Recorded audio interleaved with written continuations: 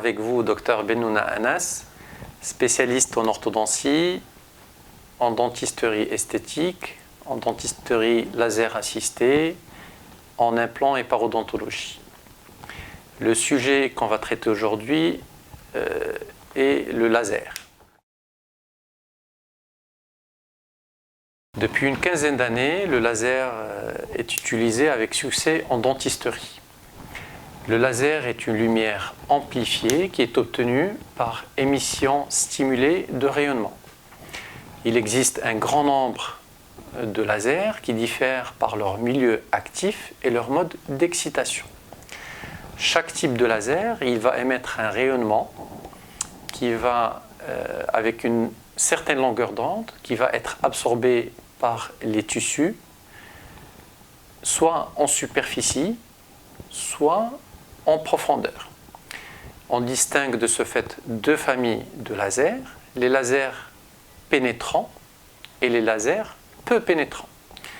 Les lasers peu pénétrants, on va les utiliser quand on va chercher un effet de coupe, une évaporisation ou une coagulation. Et les lasers qui vont pénétrer à l'intérieur du tissu, on va les utiliser quand on veut faire de la décontamination et la biostimulation. La biostimulation permet une diminution de la douleur et de l'inflammation et une cicatrisation plus rapide. Les avantages du laser sont nombreux. Les patients vont gagner en confort père et post-opératoire, en temps de cicatrisation. L'anesthésie elle est souvent inutile, l'absence de saignement, l'absence de suture, l'effet de coupe est stérile et donc il y a moins de complications infectieuses. Notamment, c'est très utile notamment chez les patients à risque, le diabétique et le cardiaque. La décontamination des racines dentaires infectées ou pas. On peut utiliser avec des résultats spectaculaires le laser également dans tout ce qui est maladies de gencives, les maladies parodontales.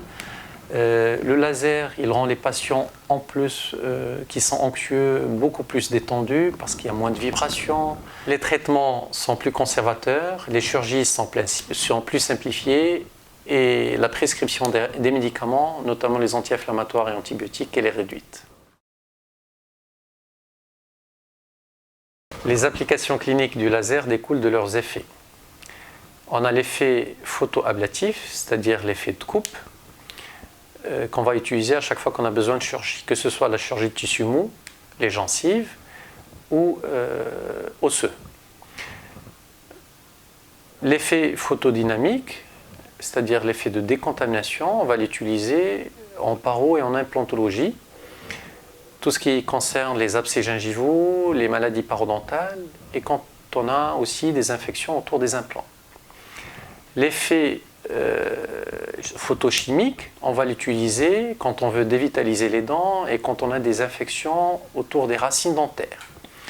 L'effet de photosensibilisation, on va l'utiliser pour le blanchiment, que ce soit les dents vivantes ou les dents dévitalisées. L'effet biostimulant, on va l'utiliser à chaque fois qu'on a besoin d'accélérer la cicatrisation, de réduire l'inflammation et la douleur. Donc, après toute chirurgie, extraction, etc. L'effet thermique des lasers, la vasodilatation et la coagulation, on va l'utiliser à chaque fois qu'on a besoin de la coagulation, par exemple après une extraction, pour traiter l'hypersensibilité dentaire également, pour traiter l'herpès et les aftes. Quelques cas cliniques pour illustrer les applications cliniques du laser. On peut l'utiliser pour la phrénectomie,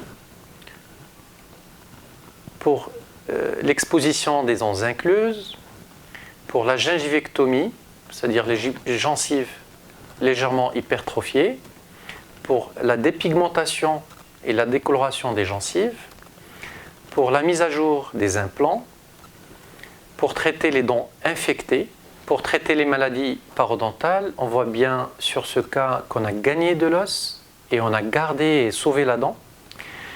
Et aussi pour les dévitalisations dentaires avec des dents infectées, on voit très bien ici l'importance de l'infection et le traitement laser a donné un très bon résultat et on a pu sauver la dent. Pour le blanchiment également, on va utiliser le laser surtout pour les patients qui ont des dents sensibles, éventuellement pour enlever à l'intérieur des joues un mucocèle, pour traitement des aftes et également de l'herpès. Tous les lasers utilisés en dentisterie présentent des risques. Tout d'abord, il faut une maîtrise de leur utilisation. Il faut que le praticien soit très bien formé. Et lors de l'acte opératoire, il faut un port de lunettes, des écarteurs radiopaques pour ne pas réfléchir les rayonnements, des compresses mouillées pour protéger les tissus environnants et une aspiration pour aspirer la fumée résultante de l'utilisation de ces lasers. En conclusion, on peut dire que si les lasers sont bien intégrés dans nos plans de traitement, ils constituent un atout supplémentaire pour la réussite de nos actes, qu'ils apportent beaucoup de confort pour le patient et le praticien, qu'ils exigent de nous praticiens une formation sérieuse et que pour profiter pleinement de leurs effets, il nous faut les deux longueurs d'onde, aussi bien les lasers peu pénétrants que les lasers pénétrants. Je vous remercie.